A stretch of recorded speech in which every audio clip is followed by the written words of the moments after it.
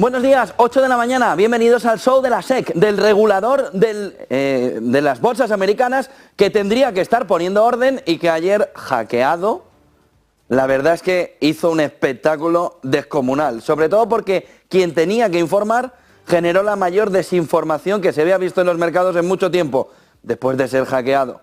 Gary Gensler salía al mercado en Twitter, en X, para decirle que el ETF del Bitcoin tan esperado llegaba incluso antes de hoy, del miércoles.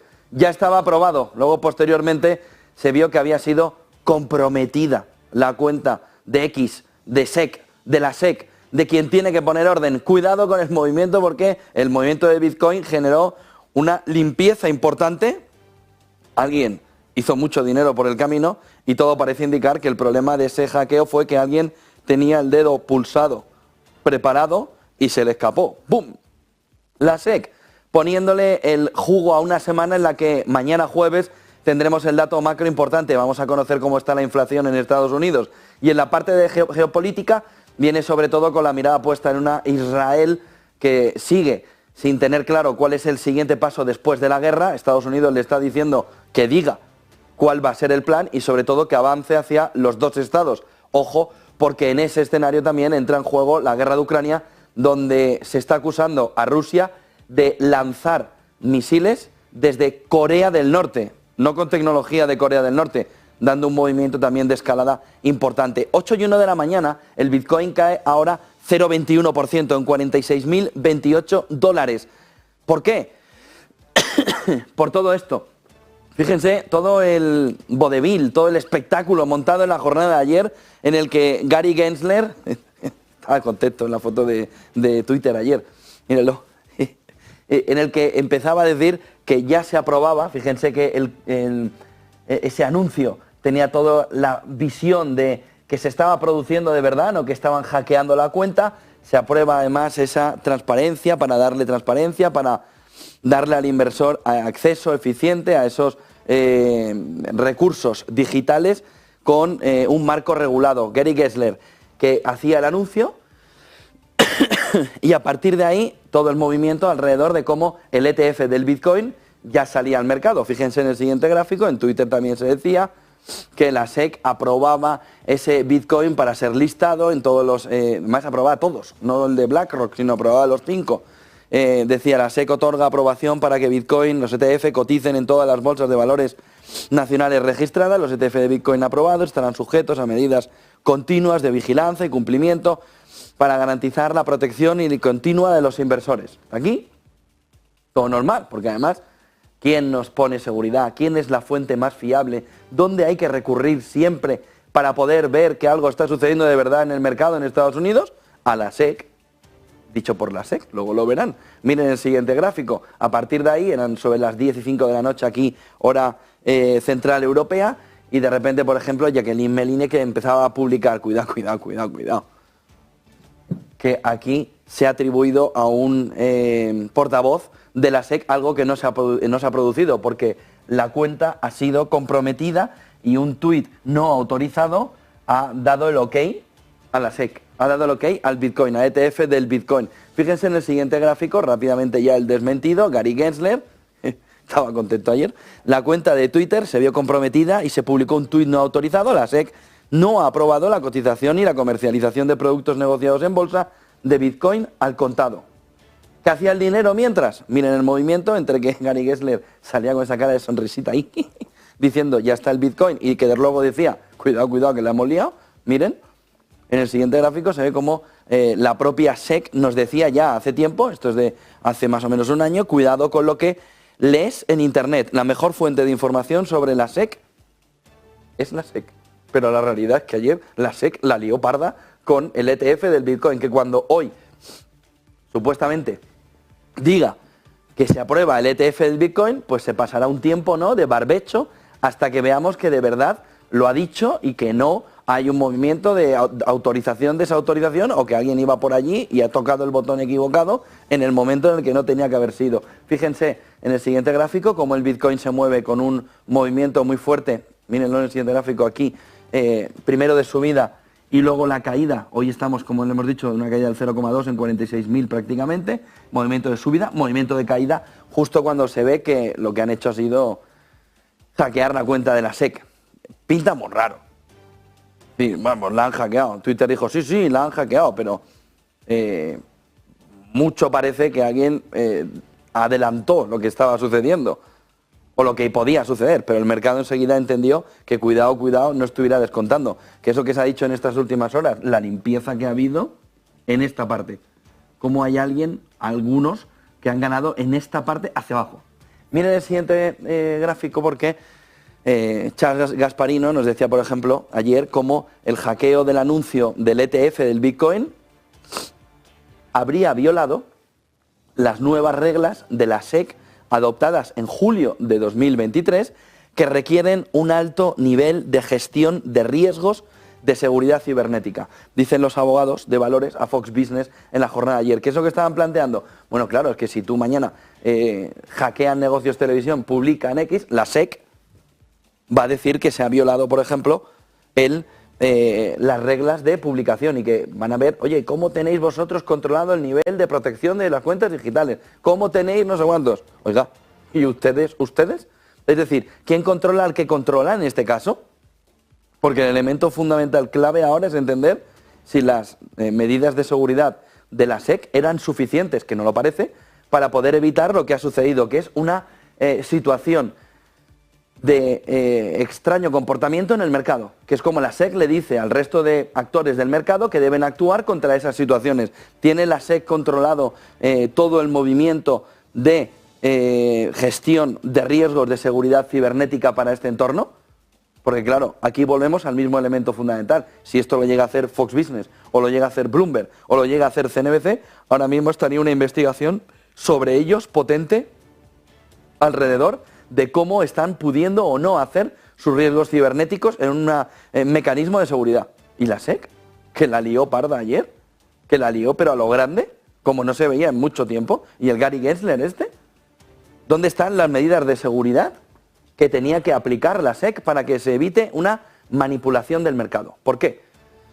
Porque ¿quiénes pueden estar detrás o cómo pueden haber monetizado el hackeo en la jornada de ayer? ¿Pidiendo un rescate? No. Simplemente habiendo comprado antes del hackeo de la cuenta y habiendo vendido de inmediato cuando la SEC lo dijo. Es decir, ¿qué se produjo ayer? Una manipulación del mercado. ¿Por quién? Por parte de unos que hackearon la cuenta de la SEC, que debería tener una gestión de riesgos de seguridad cibernética al nivel de la SEC, por lo que la mirada debería estar puesta en este tal Gary Gensler, tan sonriente siempre, que debería preocuparse, en lugar de estar todo el rato sonriendo, debería estar preocupándose de qué es lo que está sucediendo con los riesgos cibernéticos de la SEC, que se supone que cuando le pasa a otros se caen encima de ellos, pero cuando les pasa a ellos se ponen a mirar y a decir, uy, es que estas cosas pasan, vamos a ver si cuando pase a otro medio, que no sea la SEC, es decir, cuando pase a un medio que no sea la SEC, tienen la misma paciencia, tranquilidad, confianza y buenaventura alrededor de todo esto. Bueno, es que no pasa nada, qué bonito todo, ¿vale? ¿Y ahora? ¿Qué hacemos? ¿Dónde está la misinformation? ¿Dónde está la manipulación del mercado? ¿Dónde está el no haber tenido la seguridad posible? Porque la realidad es que se ha producido el hackeo. Entonces, si le pasa a otro, a por él. Si le pasa a la SEC, que es el que va a por él, entonces, todos calladicos en el mercado. No vaya a ser que la SEC, Gary Gensler, se vaya a enfadar. ¿O cómo es esto? Pero la jornada de ayer es una vergüenza. Pero ¿cómo que hackearon y pusieron el tuit para decir que Bitcoin ya estaba aprobado el ETF al contado? Y sale el mercado. ¿Qué dijo en el fondo Gary Gensler? Uy, no saben.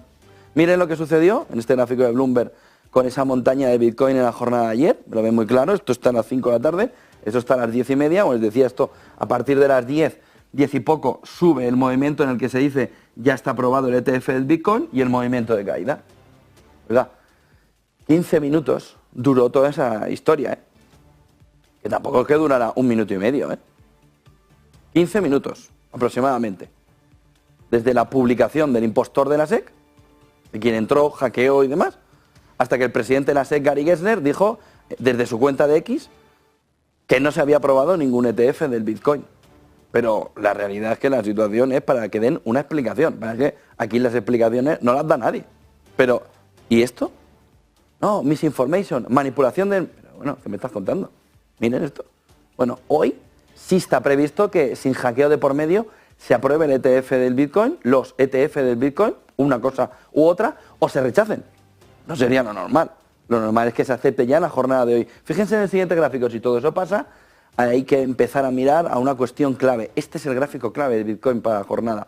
Intentar entender a medio y largo plazo hacia dónde puede ir con los famosos estos halving, el first halving, el second halving, el third halving, alrededor de cómo se produce el movimiento de subida en cada uno de estos procesos y cuál es el movimiento de caída posterior. Es decir, las perspectivas de Bitcoin dependen de algo más del ETF. Ayer nos lo dijo Wall de Bloomberg, ¿no? Eddie Van der Wall de Bloomberg, en el que decían que se ha demostrado que cada 4 años hay un movimiento en el que el algoritmo que subyace en la oferta se dispara a niveles récord y luego comienza un proceso de limpieza que elimina más o menos el 80% del valor.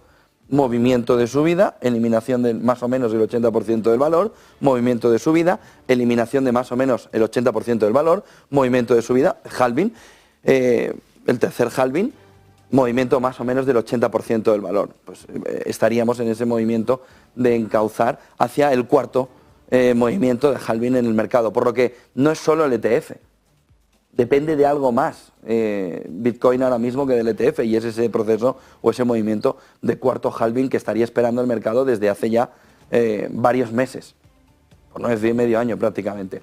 Claves del día: la SEC va a tener que dar una explicación durante la jornada, no esperen tampoco que dé demasiada explicación, salvo que son cosas que pasan. Esperemos que en el futuro tengan la misma tranquilidad para cuando salgan aspectos de hackeos de cuentas y no caigan encima como si aquello fuera es que no has tomado todas las medidas de seguridad. Le han demostrado a la SEC que las medidas de seguridad quedan a veces ridículas en un entorno donde los hackers sí que quieren entrar y tomar una decisión.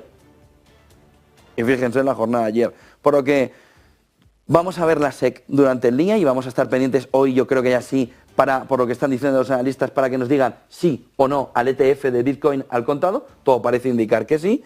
BlackRock apunta, uno de los compradores, uno de los que van a estar para hacer el proceso de compra de ese ETF de Bitcoin. BlackRock apunta que la inflación de Estados Unidos va a volver a subir al 3% en 2025. Informe semanal de BlackRock, fíjense en el siguiente gráfico, en el que hay que destacar 2 párrafos de lo que nos dice BlackRock en estas primeras semanas de enero. Dice: estaremos atentos a los datos de inflación de Estados Unidos esta semana, mañana, para ver si la caída de la inflación de bienes hará que la inflación baje aún más en 2024 a medida que se reduzcan los desajustes pandémicos. Sin embargo, creemos que los mecanismos laborales ajustados y la desaceleración del crecimiento del empleo mantendrán la inflación en una montaña rusa más allá de 2024. Creemos que eso significa que la inflación volverá a subir cerca del 3% a medida que se desvanezca el arrastre de los precios de los bienes. Vemos que la fragmentación geopolítica también reforzará las presiones inflacionarias en los próximos años. Es por eso que creemos que la Reserva Federal tal vez no pueda lograr los recortes de tipos que esperan los mercados. Ojo al informe de BlackRock. Nos dice que espera que la inflación vuelva a repuntar al entorno del 3% en 2025. Y en toda la explicación alrededor de ello nos dice: cuidado, porque es posible que la Reserva Federal tal vez no pueda lograr los recortes de tipos que esperan los mercados. ¿Dónde está mirando BlackRock? Piensen una cosa. Si nos está diciendo desde la Reserva Federal que el movimiento de reducción de tipos, vamos a ver el dato de inflación del jueves, puede esperar hasta el segundo semestre, y a la vez estamos viendo que en 2025 puede haber un repunte inflacionario que le vuelva a colocar la inflación en el 3%, igual la Fed no tiene tanta necesidad de hacer 6 recortes de tipos en 2024. Le sobran con 2. Es decir, le sobran con 2 reuniones del segundo semestre de este 2024 para bajar los tipos al entorno del 4,5, 4,75 y esperarse tranquilamente en 2025 al repunte inflacionario para tenerlo acotado para arriba. Y cuando la inflación suba, se encuentre con que los tipos están tan altos que tampoco tiene fuerza hacia arriba. Y los tipos llevan tanto tiempo tan altos que el bolsillo del contribuyente, aunque haya un repunte inflacionario, no puede acompañar ya a ese repunte inflacionario. De tal manera que el mercado estaría equivocado. Dice BlackRock si la Reserva Federal ve la fotografía de una inflación que vuelve a repuntar al 3% y entonces dice, vamos a esperar, va aguantando reunión tras reunión, va aguantando reunión tras reunión y en el segundo semestre hace 2 movimientos tácticos, se quita de encima el problema, 3 si fuera necesario y se encuentra en 2025 y cuando repunte la inflación tiene el techo aquí arriba para chocarse en los tipos de interés. Y dice, no, que más del 3% no te va a subir la inflación porque tiene un techo inflacional, tiene un techo de tipos que impide que la inflación repunte porque la demanda interna no va para más. Volviendo a claves del día, hay que tener también encima de la fotografía lo que está pasando con los bonos. Es decir, era un año donde la renta fija tiene un factor fundamental, pero ayer ya veíamos en varios análisis que decían habrá que ser pacientes, sobre todo en el de Morgan Stanley, que decía renta fija sí, pero paciencia con ella. No va a ser un repunte tan rápido como para aprovecharlo. ¿Qué están haciendo? Hoy ya tenemos visibilidad de qué es lo que están haciendo, sobre todo a la espera de mañana y a la espera del 29 de enero. Ahora se lo explico otra vez, que lo vimos el lunes. Inversores estarían recurriendo ya a bonos a corto plazo, ya. ¿Y para qué plazo? Nada, ya. ¿Cómo que allá? Sí, cash. Yo invierto, me das, invierto, me das, invierto, me das, invierto, me das. No, venga, vamos a hacerlo. No, que no. A cortísimo plazo. ¿Por qué?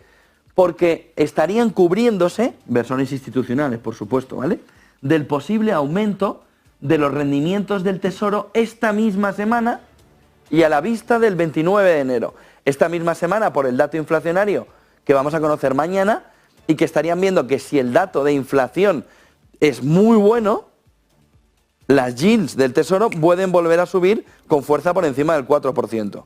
10 años. De tal manera que el inversor institucional estaría diciendo, cortísimo plazo, bonos muy cortos, pongo dinero, saco poca rentabilidad, pero que no está mal para el entorno en el que estamos, pero me protejo. Es decir, estamos volviendo a lo que ya también se empezó a hacer a principios de 2023, cuando el inversor institucional se protegía. Tú dame poco, pero dame poco de interés, pero dame poco a cortísimo plazo. ¿Por qué el 29 de enero? Se lo decíamos el lunes. El 29 de enero, el Tesoro norteamericano dice cuánto va a colocar en el mercado.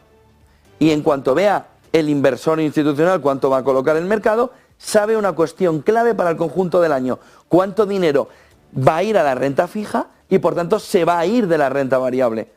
Con lo que ya va a tener toda la fotografía final en un lado y en otro. ¿Cuánto va a colocar el gobierno norteamericano? ¿2 billones? ¿2 billones y medio? ¿3 billones? Esa es la clave. ¿En qué entorno va a estar? ¿1,5? ¿1,800? ¿Cuánto va a colocar el Tesoro el 29 de enero? De ahí que el inversor institucional esté muy atento a monitorizar crisis de deuda, Ray Dalio, es decir, 29 de enero, problema más cercano, que es lo que sucede con la inflación de verdad en Estados Unidos. Porque si el crecimiento del GDP now nos está diciendo que está por encima del 2% y la inflación sigue aguantando a la baja sin necesidad de bajar tipos de interés, que sigan los tipos de interés altos para que sigan bajando un poco más, porque el crecimiento no se nota, no lo está notando. A partir de ahí vemos en la fotografía también cómo ASML, 260.000 millones de euros, se coloca ya con ese valor de mercado, ya es la empresa tecnológica más valiosa de Europa, 260.000 millones de euros, significa que ASML, holandesa, no le está afectando las sanciones a China. Es decir, que eso que contamos hace una semana, Estados Unidos llamó Biden y su entorno al presidente holandés y su entorno para decirle, dejad de exportar litografía a China. No, pero si son antiguas, dejad de exportar lo que sea. Y eso era una parte fundamental de la capitalización de la compañía. ¿Qué es lo que está viendo el inversor por ahora? Está viendo que eso no afecta y que el crecimiento, sobre todo, de todo el negocio de microchips, tiene todavía recorrido porque Estados Unidos compensaría económicamente parte de lo que China dejara de hacer con ASML. De tal manera que la compañía, viendo además que Estados Unidos pone el foco en que no pueden, por las sanciones, hacer ese negocio con China, en lugar el mercado de percibir que va a tener una minusvaloración, le dice no, porque precisamente Estados Unidos va a respaldar el valor, el crecimiento de ASML. El otro punto fundamental de preocupación viene alrededor de Ecuador. Se encuentra ya en un repunte de violencia y de inseguridad extremas. Lo vimos sobre todo aparecer en la noche de ayer aquí en el horario central europeo. Daniel Noboa decretó el estado de excepción y el toque de queda, además de pedir esa acción militar, y se ha vivido una noche, un día en Ecuador, de una complicación extrema con la situación que se está viviendo y de la que estaremos pendientes durante todo el día para ir contándoles cómo se intenta desatar ese nudo que ahora mismo tiene la sociedad ecuatoriana y de la que se espera a nivel internacional que se pueda salir de una manera con las menores víctimas posibles de este entorno tan complicado en el que Ecuador vive desde la jornada de ayer, pero desde mucho antes. El mundo en guerra, en este entorno, hay que ver dos cuestiones clave. Una de ellas, que hemos conocido también hace unas horas, como se está apuntando desde Estados Unidos que Rusia está utilizando a Corea del Norte no solo para que le dé armamento, sino como lugar para disparar también allí, en Corea del Norte, a Ucrania, con misiles intercontinentales que estarían llegando, intercontinentales, de más larga distancia, que estarían atacando a Ucrania. Habrá que confirmar o ver si Rusia dice algo al respecto, pero Estados Unidos opina, cree que ese movimiento de lanzamiento de misiles desde Corea del Norte a Ucrania viene de la mano del entorno de la guerra de Ucrania, es decir, que estaría utilizando como base de lanzamiento, no solo como suministrador de armamento. Es algo nuevo en el entorno de la guerra de Ucrania que hasta ahora estaba oculto o acaba de aparecer. Anthony Blinken, que está de visita en Israel y Oriente Medio, le ha pedido a Israel que busque un camino práctico hacia un Estado palestino después de que termine la guerra en Gaza. Vamos a ver de qué manera se puede dar esa forma a lo que le pide la comunidad internacional, incluyendo ya a Estados Unidos. Ucrania dice que su supervivencia depende de la ayuda de la Unión Europea.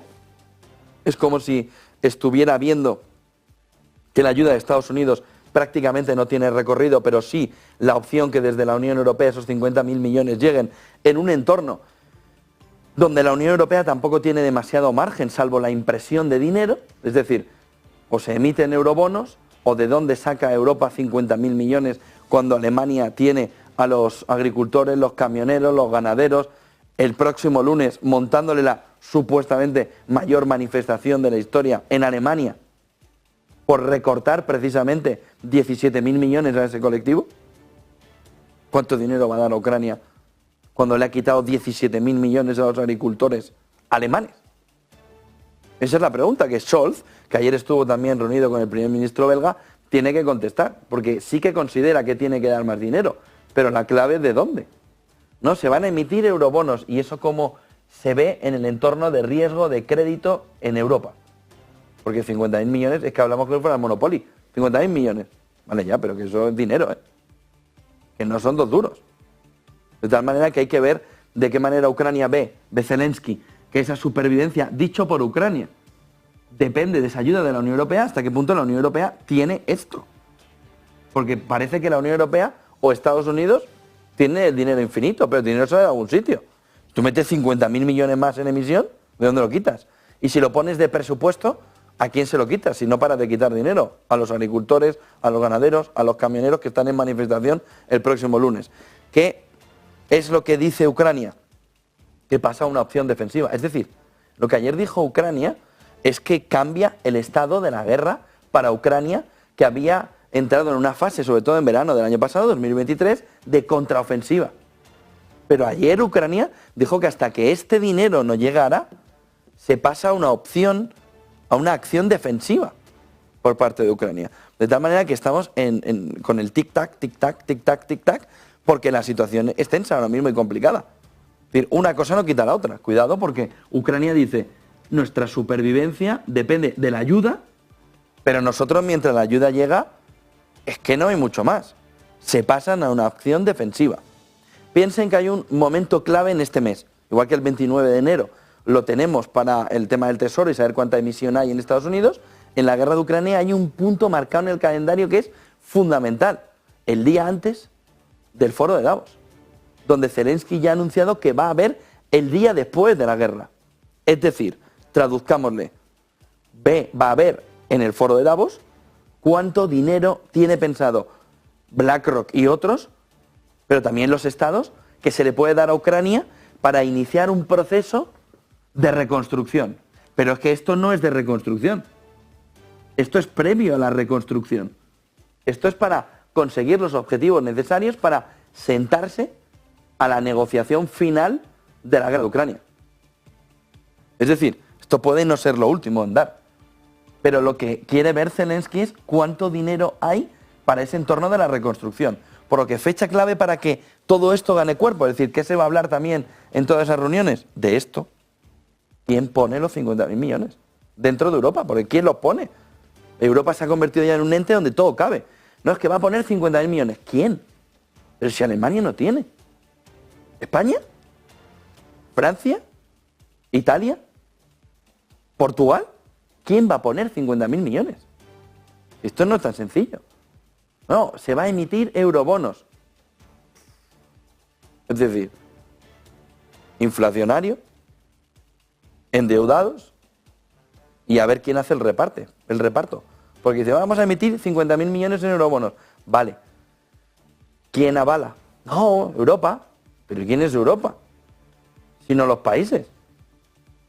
Entonces, cuidado, que aquí viene una importante para el conjunto europeo. Pero mientras, no se queden solo en el dato, quédense en lo que ya ha sucedido. Y es que Ucrania dice que se pasa a la defensiva, en que acaba la contraofensiva, que se pone en una situación defensiva. Hemos visto también cómo rebeldes hutis de Yemen en las últimas horas han llevado a cabo uno de los mayores ataques en el Mar Rojo.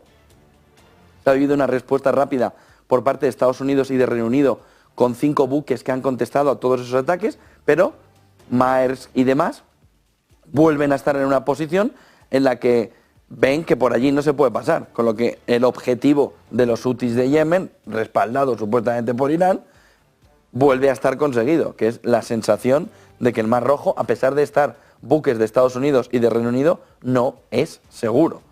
Vamos a tener enseguida una entrevista para analizar todo lo que está sucediendo y cuáles son las consecuencias de ese transporte marítimo por el Mar Rojo. Y dónde está el next step, qué puede pasar a partir de ahora, sobre todo en la cadena de suministro con el aumento de los costes que ya se ha visto desde las últimas semanas. Zelensky ve señales claras de desaceleración en la industria de defensa rusa por las acciones occidentales y hay contactos entre los presidentes de Ucrania y Polonia, con el cambio del presidente polaco después de las elecciones, para desbloquear a los camioneros en la frontera. Es decir, los camioneros han perdido el apoyo que tenían, en parte, por no decir en total, del gobierno anterior polaco, que decía, ya, pero es que ustedes no están cumpliendo, ustedes pasan el camión, dejan parte y siguen para Europa, decía Polonia. Y ahora lo que se espera es que esa presidencia más europeísta, menos pro-polaca, sí se siente con Ucrania para desbloquear, entendemos que a la fuerza, a los camioneros de la frontera, para permitir el tránsito de ese cereal desde Ucrania al conjunto europeo. Vayamos a gráficos. Este año hay elecciones en Estados Unidos, noviembre, pero el movimiento de desafección es enorme. Vamos a ver, conforme se vaya acercando, cómo va creciendo. Pero ayer Gallup publicó un informe alrededor de cómo estaba la desafección con la democracia en Estados Unidos. Es decir, palabras mayores. Ian Bremmer publicaba que se había preguntado desde Gallup al ciudadano americano 2 cuestiones. Bueno, una cuestión doble. Si estaba satisfecho o satisfecho con cómo estaba la democracia funcionando en Estados Unidos. La discontinua naranja, esto es 1995, la discontinua naranja es de insatisfecho. Miren el movimiento al 71% de las respuestas, por el 28% que considera que está satisfecho con cómo está funcionando la democracia en Estados Unidos. Golpe durísimo, en el que en la campaña electoral los políticos deberían empezar a pensar también de qué manera se percibe esa democracia por parte de los ciudadanos y cómo su labor como políticos está siendo uno de los efectos fundamentales para que esto se esté produciendo. Miren el siguiente gráfico, que nos apunta también a lo que en el fondo esconde el dato suelto frente al dato de verdad que nos estaría dando toda la fotografía. ¿Qué es lo que hay desde la política? ¿Qué es lo que hay desde esas élites? ¿Qué es esa manera de cómo esconder determinada realidad detrás de un dato? Les explico por qué. Miren, esto es la tasa de desempleo en Europa. Dato de Eurostat, gráfico de JP Morgan. Estamos viendo septiembre, octubre y noviembre, últimos datos de 2023, 2021, 2022, 2023. Vayamos a España, está aquí. Fíjense, en 2021, 14,8. Baja en 2022 a 12,9. Baja en el 23 al 12,2. Noviembre del 2023, 11,9. Gobierno, festival. Tenemos la mínima tasa de paro, ya. Pero, ¿cómo es la tasa de paro en el conjunto europeo? ¿Cómo es? 6,4%. Oiga, es que tienen prácticamente la mitad de tasa de paro en la media, no por países. Pero vayamos a un país concreto. Grecia. España en 2021, 14,8. Grecia en 2021, 14,8. Los tenemos en 100 a los dos, ¿no? Económicamente, los dos están en 100. Con lo que, como estén ahora, dice si de verdad lo de España es el milagro económico o es la pérdida del milagro económico. Podía haber sido un milagro económico. Simplemente te has aprovechado, como esto se dé la vuelta, te vas otra vez al cielo del desempleo. Al cielo en el sentido del movimiento alto. Grecia, 14,8. España, 14,8. Miren, 2022, 12,4, 12,9. España, ¡pum!, primera en la cara. 2023, 12,2. Grecia, 10,8. Segunda en la cara. Septiembre del 23. Fíjense, septiembre, inicio, 2023, 12,2. 2 décimas menos, 12. ¿Qué hace Grecia? 10,1. Bueno, muy parecido. Octubre del 23, 12. Grecia, 9,4 al RIN. Noviembre del 23, tú bajas una décima, España, 12,9, se mantiene en el 9,4. Es decir, España y Grecia, que estaban en una situación parecida, tienen prácticamente un diferencial de 2 puntos en apenas 2 años. Oiga, ¿cómo nos puede usted estar contando de que el desempleo en España va a un ritmo desacelerado? España va como una moto, se crea empleo. Si España va en la tendencia. ¿Hacia dónde van las nubes? Por el aire. Hacia allí. ¿Y España hacia dónde va? Hacia allí. ¿Va más rápido que el resto? No, va al ralentí. Entonces no está yendo mejor que el resto. Grecia está yendo mejor que España. Grecia está yendo mejor que España. Pero váyanse al mejor ejemplo que se pueda ver en este gráfico. Díganme otro país que tenga la tasa de desempleo en 2 dígitos. España ni en el 10, 11,9. 2 dígitos, 2 dígitos, 2 dígitos, ninguno. Oiga, ¿qué gestión del empleo está haciendo usted?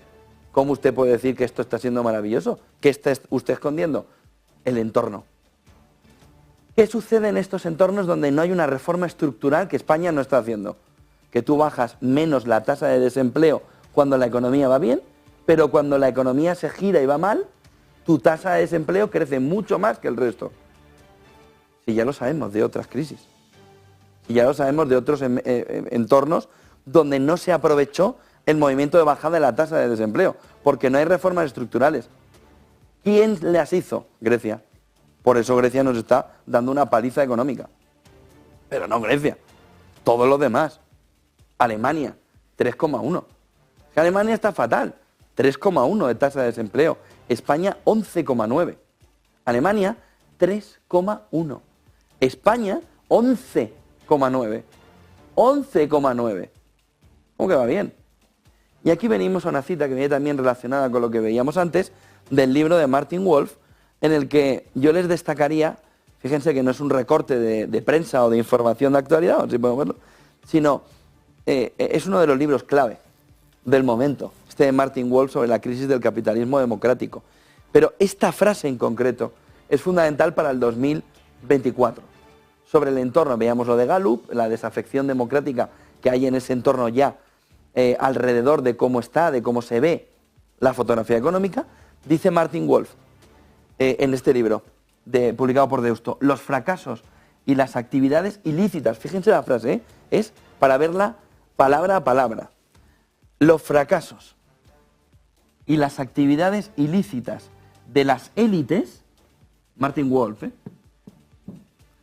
los fracasos y las actividades ilícitas de las élites junto con los sucesos económicos, sociales y tecnológicos de los últimos años, repetimos, que es que es para tenerla ahí de cabecera, los fracasos y las actividades ilícitas de las élites, señala directamente, de las élites, junto con los sucesos económicos, sociales y tecnológicos de los últimos años, han quebrado la confianza de muchas personas en las instituciones y los valores de la democracia. Han visto el informe de Gallup, 78%.